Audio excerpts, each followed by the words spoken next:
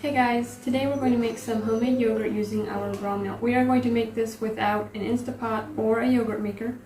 So we just need a saucepan that we can use to heat our milk in. It needs to be a 2-quart size or larger. And then I'm going to use a quart jar to measure my milk, but you can use whatever kind of measuring cup you want. And then instead of buying yogurt culture, I just get these little plain Greek yogurt containers from Walmart, and then I just use the whole thing to make my yogurt. And then I also like to add some gelatin to thicken my yogurt. If you don't want to use gelatin, you could just strain your yogurt and that will make it thicker.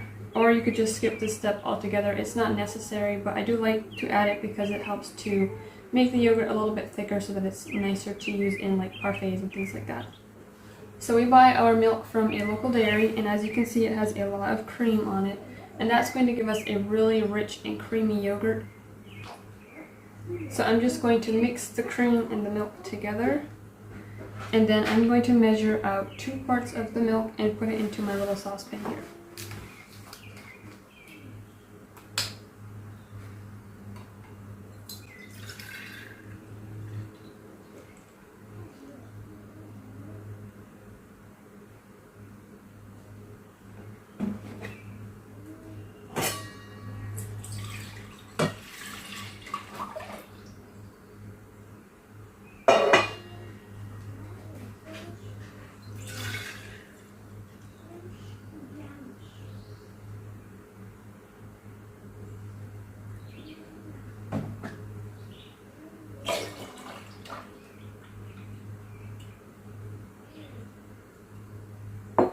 I'm going to put this on my burner on low heat so that it can start to heat up. We want it to come up to 190 degrees. While the milk is heating, I'm going to put about a half a cup of milk into my little bowl here.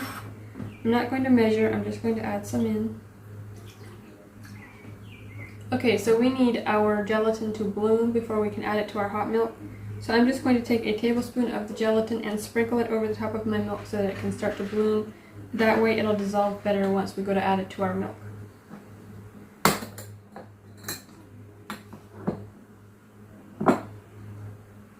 So now that the milk is hot, I'm going to add the gelatin mixture. We want to add it when it's hot, that way the gelatin will dissolve and it won't leave your yogurt chunky or grainy.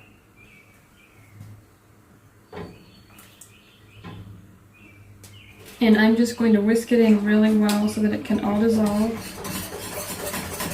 So the next step is to cool down the milk so that we can add our yogurt or our culture. I like to speed up the process by just setting this whole pot right into my dish pan with cold water. You could also just put a plug in your drain and fill up your sink with cold water and do it that way, or you can just leave it sit here until it's at least 110 degrees before you add your yogurt culture.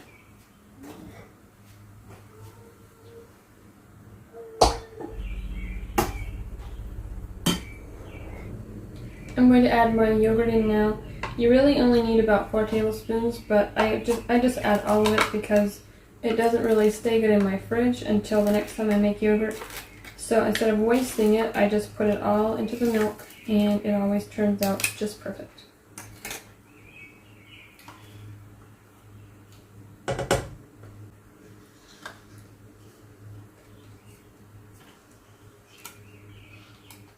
And then we also want to whisk this really well so that everything is mixed together. That way your yogurt won't be runny or separate while it is incubating.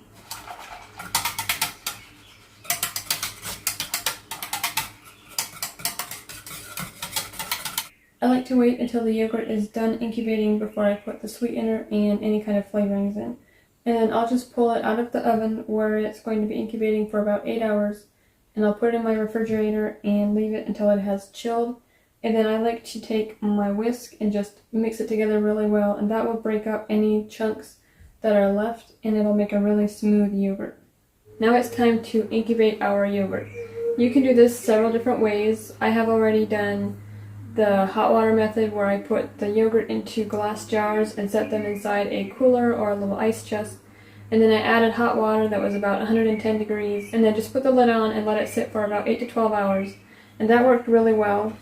But the way that I like to do it now is just putting it into my oven with a pilot light on. That way I don't have to worry about jars and hot water. I can just put it in my oven and forget about it. When we lived in our old house, I just used my electric oven, and then I would turn on the oven light, wrap this in a big heavy blanket, and put it on the top shelf as close to the light as I could. And usually I did that the night before so that I could leave it all night, because 8 hours just wasn't quite enough because it wasn't really that warm. But with my propane oven, it is a lot warmer. I can just put this in there for 8 hours and it usually turns out perfect. You can also just wrap the yogurt in a warm blanket or a thick towel and put it somewhere in a corner in your house where it's warm, on top of your fridge, or somewhere where it won't be disturbed. I've done that already, but right now I have a toddler in the house, so I want the yogurt to be somewhere where he can't get into it. So I'm just going to put this into my oven and then we'll come back to it later tonight.